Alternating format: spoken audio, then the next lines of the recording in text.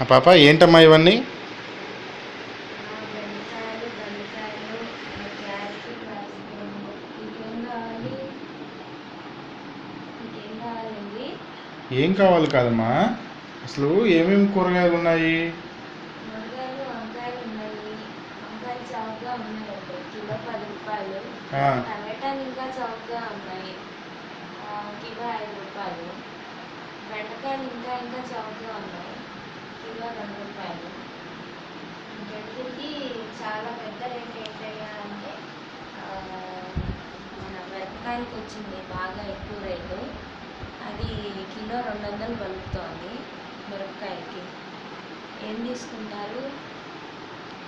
అంటే నాకు బాగా కాస్ట్లీగా ఉండేది మిరపకాయ కాబట్టి మిరపకాయ మాత్రమే ఒక 5 గ్రాములు తీసుకుందాం అనుకుంటున్నాను.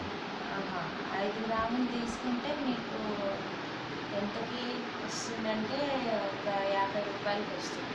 కిలో 200 అన్నావు, 5 గ్రాములు 50 రూపాయలు ఎలా అమ్మా?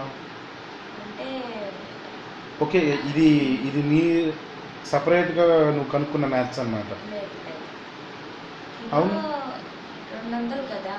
అవునమ్మా. దీంట్లో ఏంటి, బీన్స్లో పచ్చిమిరపకాయలు కలిపేసావు, రేపు పొద్దున కల్లా పండిపోతాయి. ఏవి? బీన్స్. బీన్సా?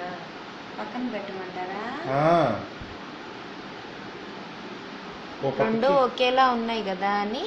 ఒక పక్కకి బీన్స్, ఓ పక్కకి పచ్చిమిరపకాయ, ఆ, అలా కలగాపలగా చేయకండి. అలాగే అయ్యారు.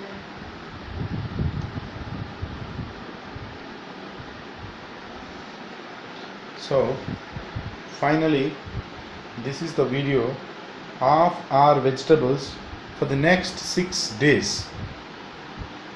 Am I right, Srimathi? Yes, Srimathi. And that too only for lunch. Thank you. Bye. See ya.